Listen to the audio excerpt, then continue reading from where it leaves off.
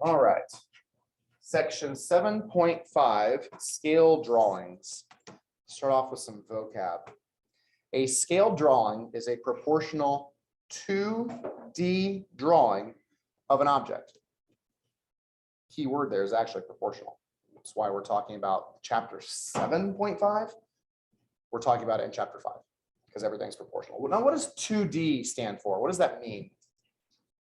Two-dimensional. So something that's two-dimensional is going to be flat, right? So for example, I could be talking about blueprints on a house. I could be talking about maybe your science textbook. Have you guys talked about cells yet in your science class? Animal cells, plant cells, extension class. So if I'm looking at a plant cell, I'm going to see the cell wall. I'm going to see its nucleus. I'm going to see its, what else do we have? Chlorophyll, all that, whatever they have. I don't know. It's been a while since I've taken science class. But a plant cell is really, really tiny. You can't see the cells. So they've increased its size proportionally. They've enlarged it so that you can fit it onto a page, but it's still a drawing because it's flat. Same thing with planets. When you talk about the solar system, planets are huge. You can't fit a planet on a piece of paper, but they shrink it down proportionally so that you can talk about all the planets in the solar system on one page. Okay. That's a two-dimensional drawing. A scale model is a proportional three-dimensional model of an object. An example now would be like a globe. Does Mr. Sylvester have a globe in his class?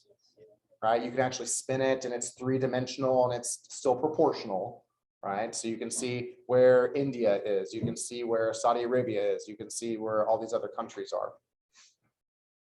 Another example would be a Hot Wheels car. Doesn't a Hot Wheels car look exactly like a smaller version of a real car?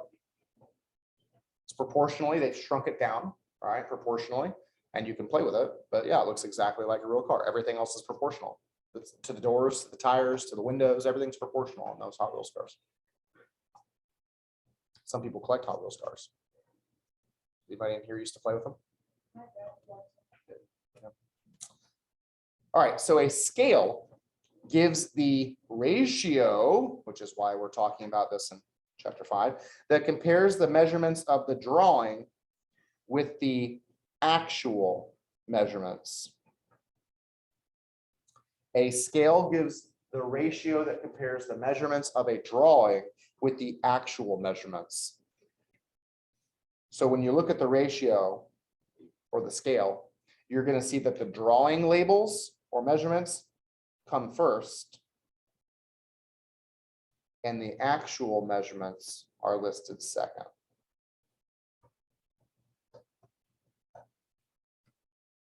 Now, I didn't say top or bottom. That would have been easy to say, but scales don't have to be written as fractions. Ratios can also be written with a colon symbol between them. So you notice how I tried to color coordinate everything here. The first number is always red. That number comes from the drawing or the model. The second number is always blue, and that's the actual. So whatever this is measuring, 1 inch on the model references 10 miles in real life. So we're probably talking about a map, right? Because I can't think of anything that would be 10 miles big, except somebody's property or a state or something where I would be measuring in miles, right? So I'm probably talking about a map. Have you guys looked at an atlas before, or even just a map that has on the bottom corner of it a scale that says this far is 50 miles or 60, whatever it is? Those are called scales. Yeah, the map key has those scales. On your homework tonight, you're going to have the state of Michigan and its interstates plotted here and some of its major cities. And you're going to have to measure the distance between each pair of cities on a digital ruler that we can look at tomorrow, because tomorrow's a work day. I don't want you to just wait till tomorrow to do the homework. We're just going to do some, hopefully help you with the ones you may be stuck on. But you're going to use a digital ruler to measure the distance between two cities, and then you're going to determine what the actual distance between them is using this scale, which says 1 centimeter on the map is actually 50 miles in real life. The first two cities are Cadillac and Detroit. Now, there's no way I could get a digital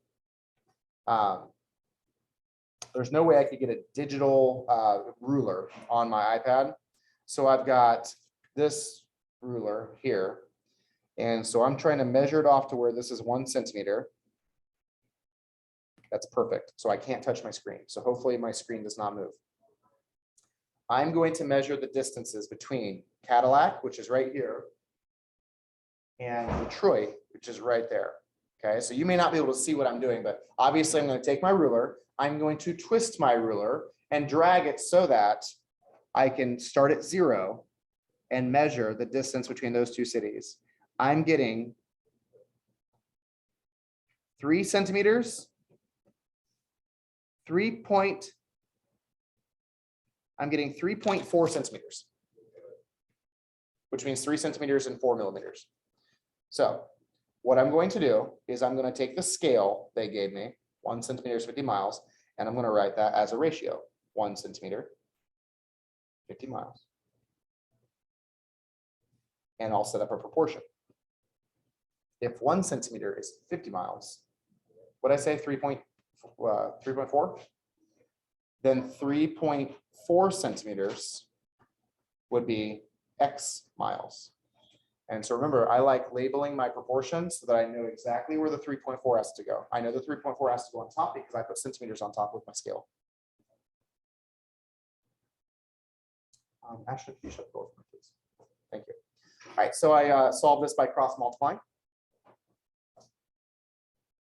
Really, what's 1 times X? 1x, we'll just call it X. And then what's, you'll need a calculator for this. In fact, if you don't have a calculator out, get one out now or go borrow one because we're going to use it a lot today. Rayleigh, I'm going to have you tell me what 50 times 3.4 is.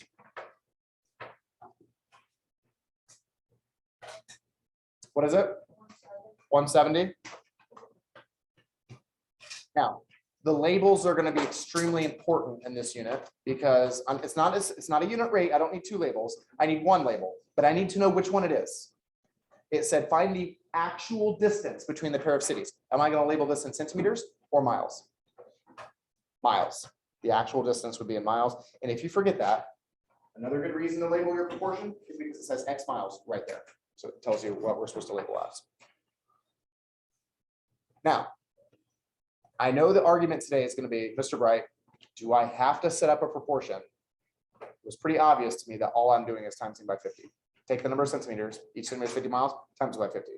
That's fine, but you need to show your work. So for example, for this one, if you just wanted to show that you were going to do 3.4 times 50, because you knew that you're supposed to multiply by 50, then you can just write that down and then put your answer. Unless the instructions specifically say that you have to set up a proportion, as long as you show your work, I'm going to be okay with that. Now, the challenge is going to be, I know some people struggle with, am I multiplying by 50 or dividing by 50? And if you find yourself struggling, because there are some problems that we're going to be dividing here in a moment, your proportion means you don't have to worry about that. You set up a proportion, you cross multiply, you divide, and you don't have to worry about is it one or the other because it'll solve it itself.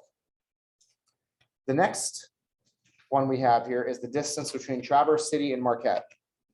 Traverse City and Marquette. Zoom out just a second, a little bit here. Okay, so my ruler has that being 1 centimeter now. Now, if I go over to this screen, that is nowhere near 1 centimeter, right? That's like 7, 8 centimeters. But on my screen, it's got 1 centimeter. Now I'm going to start at Marquette, which is up here, and Traverse City. Now, unless I'm an ice road trucker and it's in January, I'm not driving across that lake, right? So, but I'm going to measure the distance between the two cities as what they say, the crow flies, right? As the crow flies would mean like a straight shot. Obviously, I'm going to have to take this interstate, go up past the Mackinac Bridge, and then go into the Upper Peninsula, and that would be much longer than what I'm going to measure right here. So I'm just going to measure this straight line. Maybe I should have drawn the line last time. I'm going to measure this straight line between Marquette and Traverse City. That line is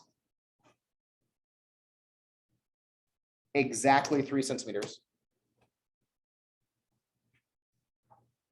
So again, if 1 centimeter is 50 miles, where do I put 3 centimeters? on the top with the other centimeters. 3 centimeters would be X miles. Hannah, what's 1 times X? Okay, just X. And what's 50 times 3? There you go. And again, if you just wanted to put 50 times 3 as your only work, that's fine. Aiden.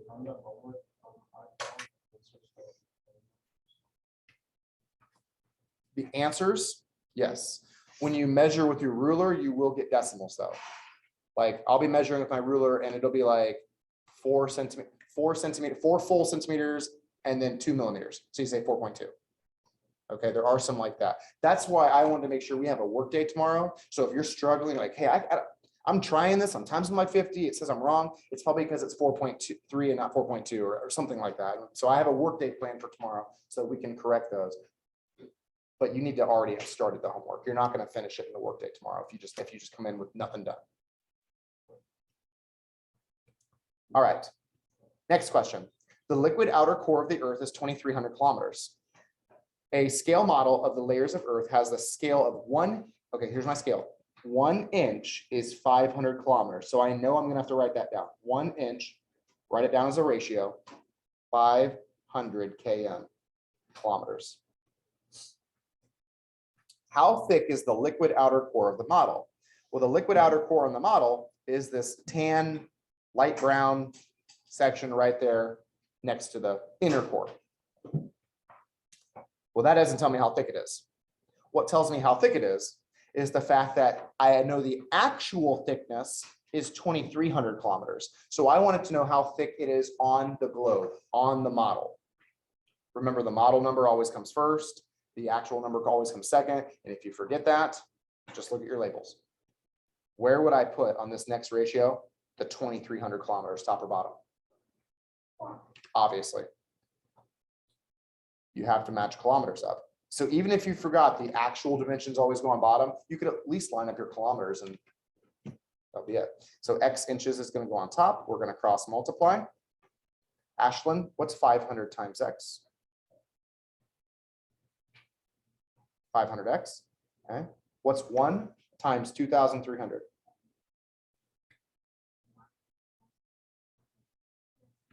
2,300. And then now, unlike the last problem where we were just timesing by 50, this problem is going to have us dividing by 50.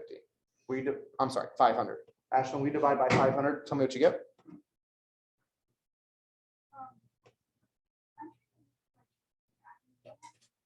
In the first grade, I used to draw. It's not in your bag? No. Where'd you come from?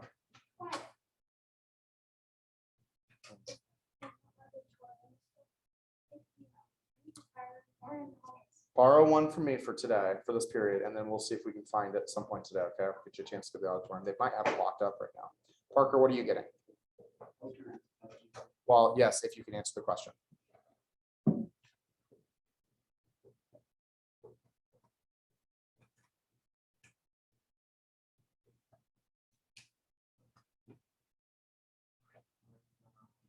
This is why we don't finish the notes.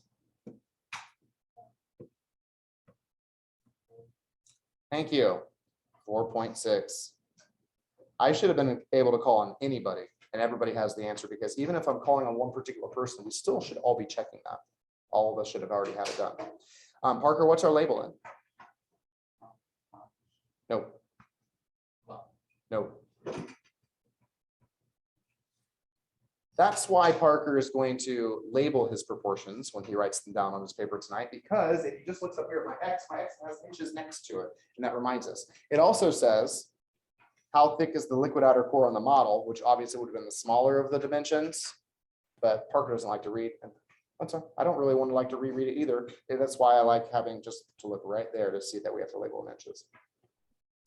Okay, here's another problem similar to the last one. The mantle of the Earth is 2,900 kilometers thick. The mantle is the dark brown section that's in between the crust and the liquid outer core. How thick is the mantle on the model? Well, again, we know from the previous scale that 1 inch on the model is 500 kilometers in real life. So if 1 inch is 500 kilometers, Maddie says, where do I put 2,900 kilometers?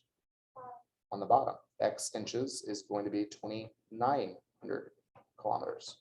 And you can see why I wanted to make sure we did this section in chapter 5, because there's proportions. Maddie, what is 500 times X? Good. And what's 1 times 2,900? Okay, that took very little work. Now use your calculator and tell me what 2,900 divided by 500 is.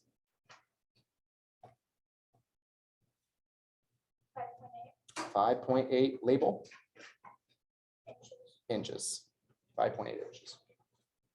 Again, we're using inches because we're finding the measurements on the model, not the actual Earth, like we did on the actual distance of Michigan. So we're kind of reversing the problem around this time. Yes, you can go. All right, so now let's get to the new part of the lesson. We're talking about scale factors now. A scale can be written without units when the units are the same. A scale can be written without units if the units are the same. None of the scales that we've seen so far have had the units being the same.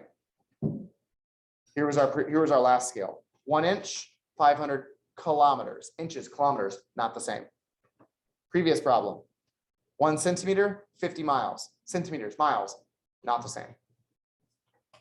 So I wouldn't use scale factors. But if I can get the units to be the same, then I have what's called a scale factor. A scale factor is a scale without units. Let me show you how you find a scale factor. To find a scale factor, you have to start with a scale. A scale model of the Sergeant Floyd Monument, this is in Texas, looks just like the Washington Monument, but not quite as tall, is 10 inches tall. The scale model is 10 inches tall. So like that tall. The actual monument is 100 feet tall. What's the scale of the model? Well, if the model is this tall and the actual monument is 100 feet tall, that's much bigger. My scale then would say that for every 10 inches on the model is 100 feet in real life. So 10 inches is 100 feet. Now, the order I write those numbers is important because remember, we said when you're writing a scale, the first number you write is always from the model or the drawing. The second number you write is always the actual dimensions. So we have to put the 100 feet on bottom. Otherwise, it's going to be mixed up. Now, this scale is a ratio, and this ratio is not reduced. Aiden, what could you reduce this ratio by? By 10? Okay, so if you reduce the top number by 10 and the bottom number by 10, what's our new scale going to be? 1 inch and 10 feet. Okay, we like our scales to be reduced because they're easier to use. Okay, so this is a scale. Part A said find the scale. Part B says find the scale factor. So scales are allowed to have different units. Scale factors are not allowed to have different units. So what I'm going to do is I'm going to copy and paste the scale because I have to start with the scale. And in order to get them to be the same units, I'm going to have to convert 10 feet into inches so that they both say inches. To do that, I need you to tell me how many inches are in a foot. 12. I have a foot right here. It's a ruler. Okay, rulers are a foot long. And so hold it upside down. You can see 12 inches. That is something you're going to have memorized for your quiz Friday. Can you remember there's 12 inches in a foot? 12 inches in a foot. Okay. So if we said that 1 inch on the model is 10 feet in real life, and there's 12 inches in every foot, how many inches then are there in 10 feet? That's correct.